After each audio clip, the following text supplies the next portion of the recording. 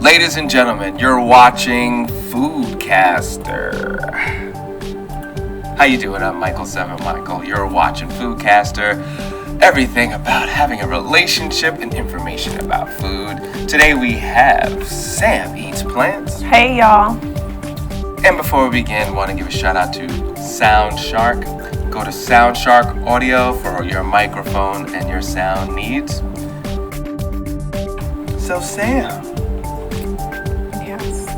we're talking about food, and in one of the episodes, you mentioned about nuts and the growing of nuts versus berries, and how growing nuts is a lot more resource intensive. Yeah, on the environment.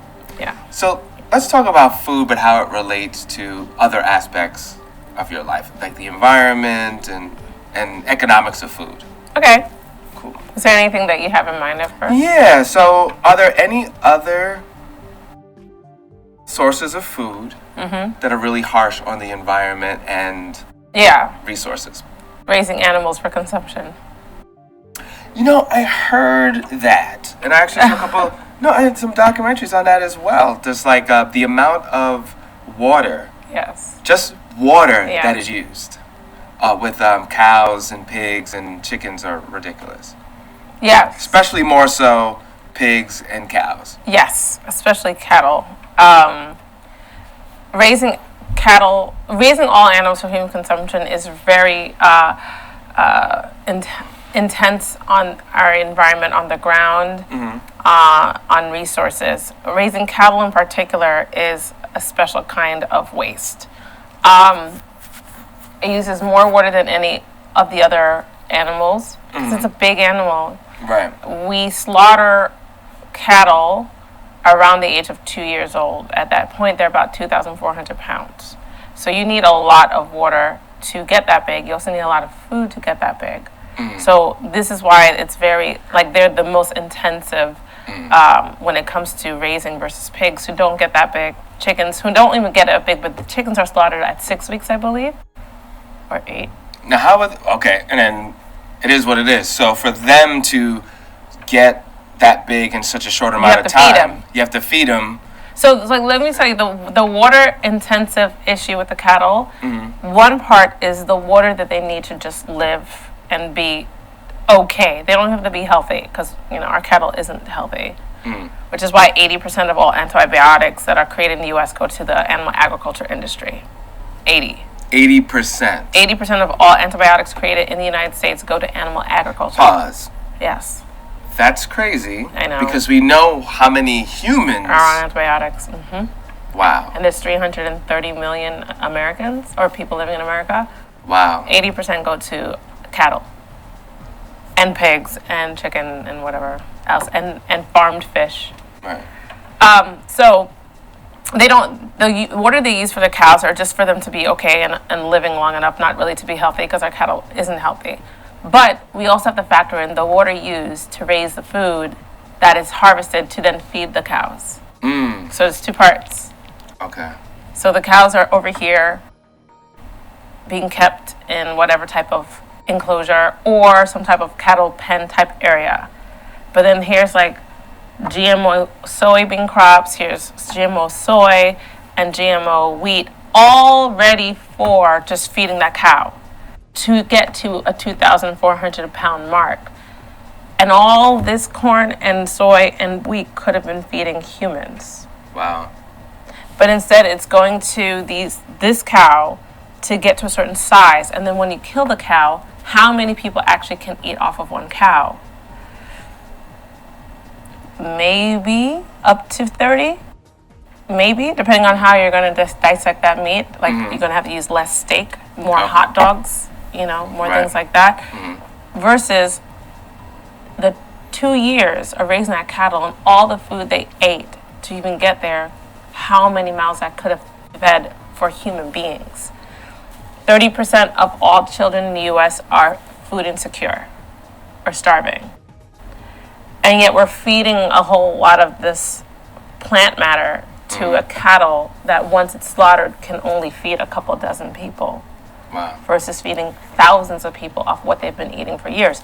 So This is why out of all the animals that are raised for food consumption, cattle is the most intensive. It is a bigger animal, and it has to grow to a certain size and 2 years is their sweet spot.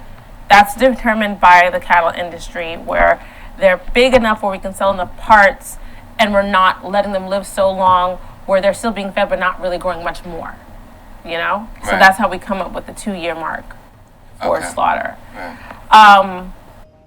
So yeah, that's the water issue. Then the other issue is the food issue, when we already have so many people who are hungry in this country, and they could be fed. The other issue is, yes, the methane gas issue. It's not just like a funny thing that people say. It is a real issue. So the gas that they give off is a greenhouse gas, and it does affect our air quality, but there's so many of them. And if we had reduced that number even by 25%, it reduces a whole lot of methane gas into the atmosphere. So that's another thing. And then lastly, to raise cattle or to raise pigs, chickens too, but to a much lesser extent. For them to just be there, their waste has to go somewhere. Right? These are big animals, and they have a lot of waste, and they have toxic waste because they're fed toxic things, right? So it's in the ground. It goes in the ground. And people don't realize, it's okay. So growing up, I thought adults had it figured out. And I used to look at the garbage truck come and pick up my garbage, and I would start to worry a little bit, like, where does it go? And then I would stop worrying, and I thought, adults have it figured out. I had no idea that it just is piled up in poor people's backyards, piled up in places of West Virginia, piled up in places of North Carolina, literally just wreaking environmental havoc on our planet, period, and on the people closest to them in particular. So now let's take that same concept and bring it to cattle. So when these cattle poop, it's not just one time. And they're alive for 2 years, and there's tons of cattle. What happens to it? They're not allowed ample space. It's not like it gets spread out. It starts getting concentrated. So if you ever go to a real cattle farm, not a small mom and pop cattle farm, but one of these like animal agriculture, or CAFOs as they call it, CAFOs, they're standing in their own feces, but it's still touching the ground. The ground is porous. The ground absorbs. So it's going to absorb all that waste, but there's a lot of it. So it starts making the ground near it toxic, where grass can't really grow. Other things can't really grow. And again, to be clear from what you mentioned before, this is not just the wheat and whatever else it's eating. This is also the antibiotics. They're eating antibiotics. They're also eating other things that people would be surprised about, like newspapers for filler, plywood, sawdust mixed in. They're not allowed to do this, and this is where mad cow disease came from, but eating fallen cows who died before they were slaughtered, because it's illegal to sell a fallen cow for consumption. So, but if people are worried about the bottom line, they don't want that fallen cow to go to waste. So there was a practice of putting pieces of that fallen cow in the cow's feed. They're not supposed to do it. And I actually watched a documentary that talked about that too. That's also with the pigs as well. It's economics. What they don't want to waste it. This is money that has died that can't legally give it to humans to eat. What can they do? Oh my goodness. So we have another issue with the runoff that comes from these farms. Because it'll rain, and all the excrements that come from these animals definitely start heading into the major river systems, like the Missouri River and the Mississippi River. Now, because of all the toxicity that are in these cattle, that are in these pigs, when you go into the wildlife that live in the Mississippi River and the Missouri River, we're having a new problem. There's something called the toxicity leads to xenoestrogens. So they act like estrogen, but it's xenoestrogen because it's not natural. It's more synthetic, and it comes from a lot of toxic things. You can get it from perfume, from soaps, from lotions, from hair dyes. Like, you can get it in a lot of places. Nail polish, cleaners that are not natural, pesticides, fungicides, insecticides, all these have xenoestrogens. So we have a lot of xenoestrogens in our environment. And now with the cattle and the runoff of their feces going into the rivers, what they're finding in these rivers are dual-sexed tadpoles, dual-sexed frogs, dual-sexed fish, yes, wow. with both reproductive systems. Wow. Now, what are the long-term ramifications of that? I don't know. I guess we're about to see. We're about to see, because it's been a long time. And they've been finding them for years and years. It's not new. Okay. So at least a generation of this happening. In terms of aquatic life, they've had a few generations of this. We've had one, real one. Okay. Because this stuff started getting crazy in the 80s. Before the 80s, it wasn't so crazy yet. So, I don't know what this means in total. So you're going to ask me how our food choices affect different other systems in our lives. Like eating cattle is the worst one we could do. So let's look at that for what it is. And then how does that affect the average working family? Because doing all this does bring the prices down. No, what brings the prices down, in a way, what really brings the prices down, our tax dollars go to subsidize these businesses that actually don't make a profit. Because I'm always wrong when it's in the billions. So I'll say 1 billion because I don't remember exactly what the number is. So 1 billion is a safe number because I know it's in the billions. At least 1 billion of our tax dollars go to animal agriculture because they don't turn a profit. They operate in the red. They don't make it out into black at all. Our tax dollars have to do it. So even if you're a vegetarian or vegan, because you don't want animal suffering, our dollars are still going to a failing business. Now, I would like to say, for any type of small business entrepreneur, that'd be nice if we can have a business that fails and the government gives us tax dollars to keep going. They get over $1 billion. Now, people might argue, oh, that's really necessary because we need to feed people. Well, if it was that necessary, then they'd use that amount of money to go to vegetation food. But they don't, because the amount of subsidies that go to fruit and vegetables is about 16 million. So if you think about those numbers, 1 billion versus 16 million. Wow. Like, that's a huge disparity. 16 million goes to fruit and vegetables. We all know whether people want to say that meat isn't unhealthy. Okay, cool. We all know fruits and vegetables are healthy. We know that.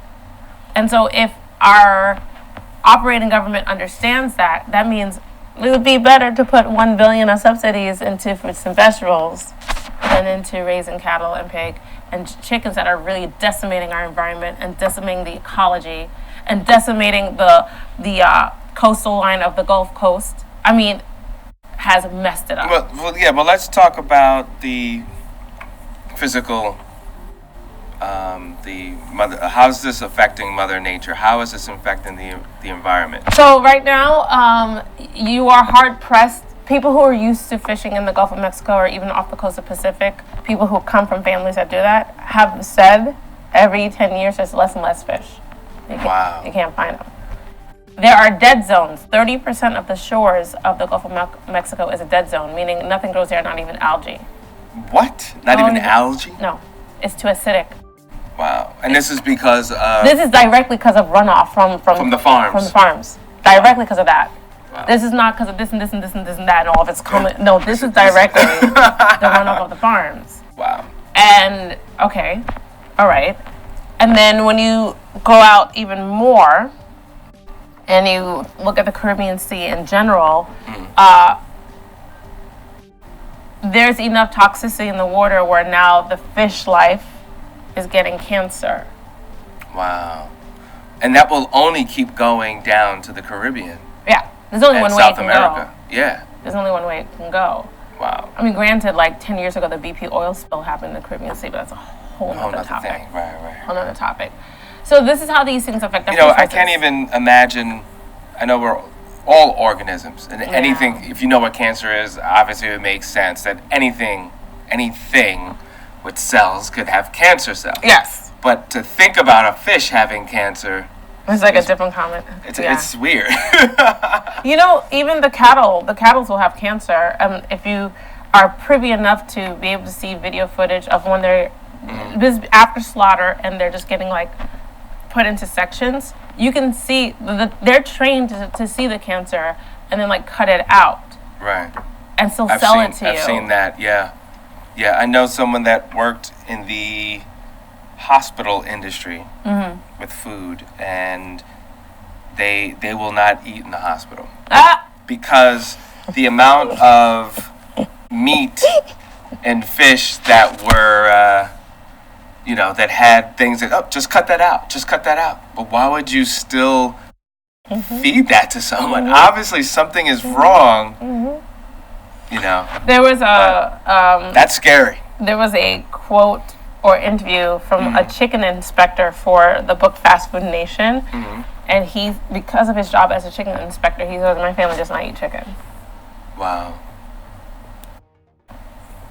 Yeah, I had to tell At all? No, because of what he saw. He's like, no, we don't eat chicken. And so, like... What does he eat? This particular person ate other things. Like, he just took it from his own job. Right. And what he saw as a chicken inspector and decided, I guess my family, we ain't eating chicken. Wow. And then people are like, oh, I need meat. Okay, fine, whatever.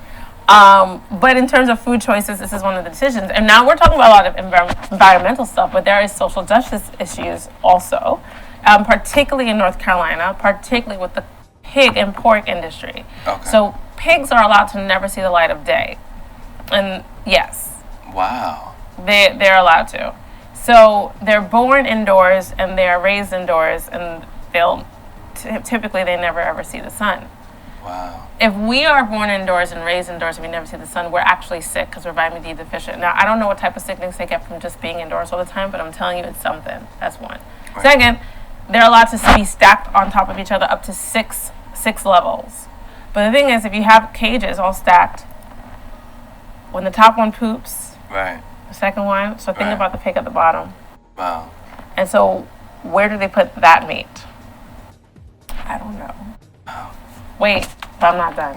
So, if all these cattle, right, they're trying to make sure this is economic, they can make the most for their buck, and they're all like stacked, six rows of them, all over this indoor warehouse. So where's all the excrements going? Where are all the feces going? Where are they going, Michael? Where are they going? Okay, I'm gonna tell you where they're going. Oh no. They get funneled into football field size toxic pools that you can see on Google Maps, that you can see if you're flying over a plane, of pure toxicity. So what is this doing? So we've talked about a lot of environmental issues. You can only imagine the environmental havoc of it. But we're talking about social justice as well. They are always set up in very poor communities that don't have a lot of advocacy or the time to fight things like that, who are breathing in this air. These people are getting lung infections, emphysema, lung cancer, sarcoidosis, like in huge numbers. But they have to live there. They don't have the type of mobility to just leave. They are impoverished. Wow. And they don't have a voice, and they're getting sick. So, what I would say, if we have any type of care in our general, man here and there, I wouldn't support the animal agriculture of raising pork. Maybe you can find a small farm where you're from. Maybe, get to know your farm and see what's going on. And those are different.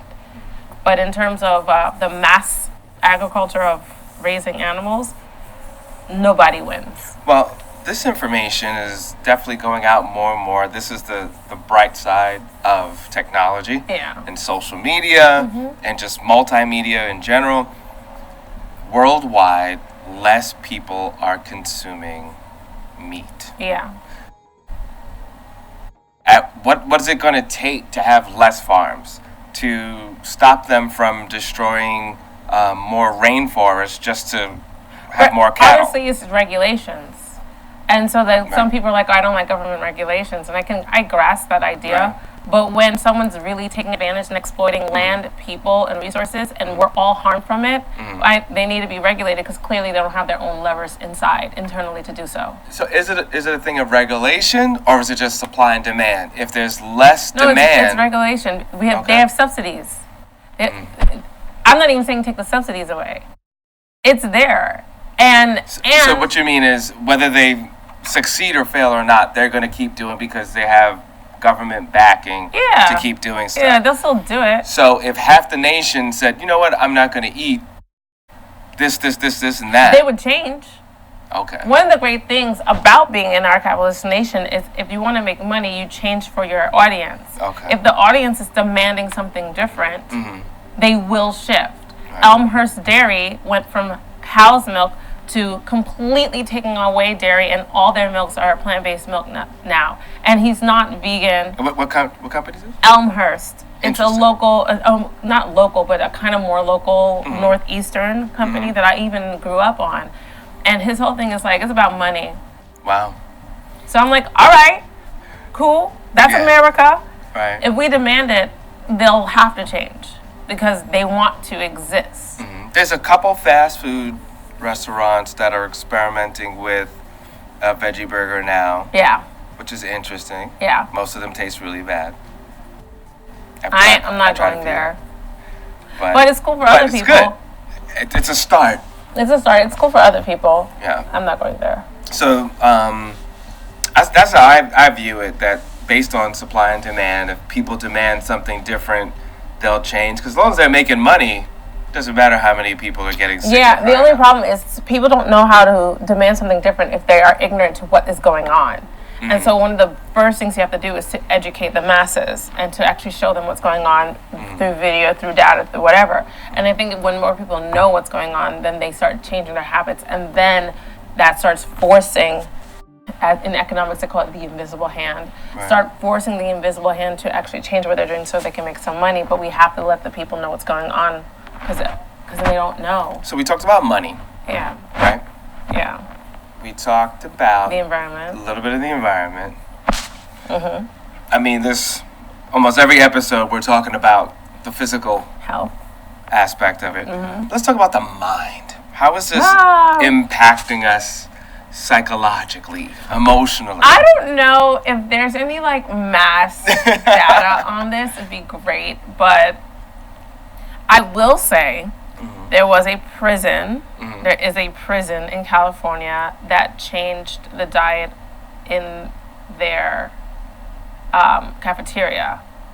I will also say as a caveat, that wasn't the only thing they changed.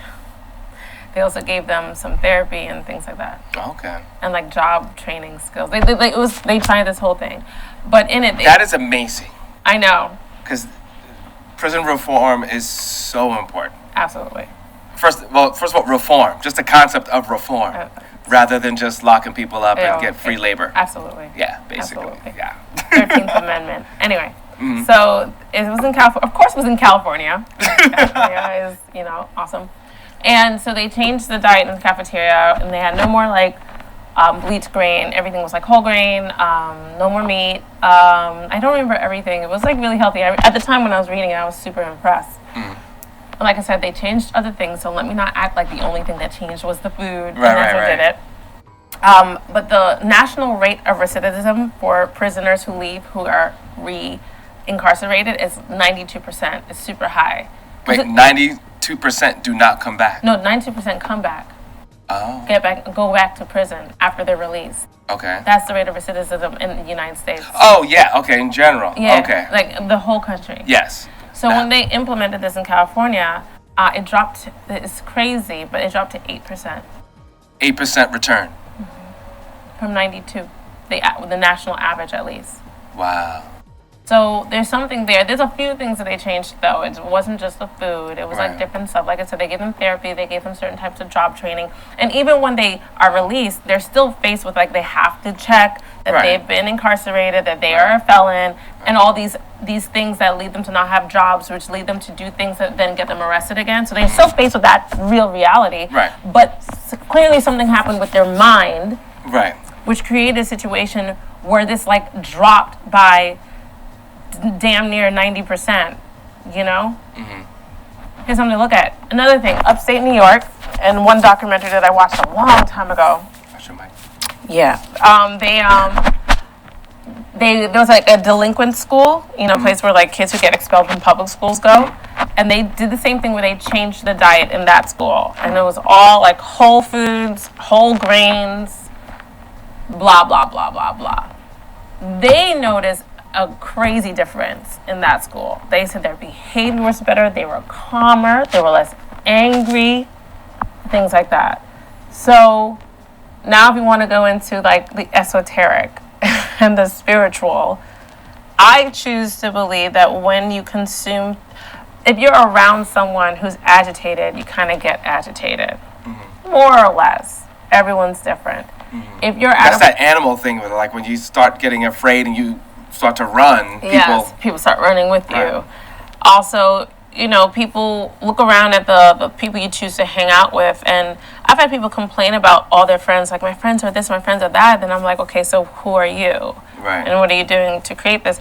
And you typically are around people who are kind of like you. You have the same behavior, or that behavior is mimicked. Right. So I do believe there's something energetic about behavior and what you attract and what affects you. So if an animal was raised in a kind of torturous state, if an animal gave birth and their child was immediately ripped from them, and they mourn for them, because there's videos that exist where you see these cows mourning for the calf that they just birthed, that was just taken from them. And then they're killed and you eat that. I don't believe you're unaffected by it physically or spiritually or emotionally. Right. I can't quantify it. I don't know how to. Right. And I don't know if there's enough stuff out there where people try to kind of see what it does. I do know someone who was on ADD medication who had gone vegetarian then vegan and calmed down and had stopped taking his medication. Wow. And then he went full force back into how he used to like live. Right. And then he's like back on the medication and being erratic. But I saw it, and we all saw it. It was at a job of mine. We all saw his behavior change for like five months, and it was incredible. But I was trying to tell people it's because you're not eating like the suffering, the pain, the anguish, the torment, the fear. I mean, when these cattle are killed, they're not killed alone. They see it happening before it's them. Right. Imagine what's happening to them like right before they're killed, and all that adrenaline that goes through their body, and now you're eating the meat that has adrenaline coursed through it. Right. All those natural chemicals going through their body. Yeah. Yeah, those are natural chemicals. Yeah. The natural ones mixed in with all the with all the with all the fake ones. with all the fake chemicals. It's like Yeah. Well, we definitely covered a lot of food for thought today. And that's why it's not about, to me, it's not about labels. It's trying to figure things out. Yeah. But this is good. This is really good. I feel good about it. Nice. I hope we can make people think a little bit something about. It'd be nice. Yeah. Give everybody your social media. You can find me at Sam Eats Plants on Instagram. Awesome. And you can find me at Michael7Michael. That's Michael the number 7 Michael. And of course, you can go to The Real Foodcaster on Instagram. You're watching Foodcaster. Enjoy and shining bright. Please continue to do so.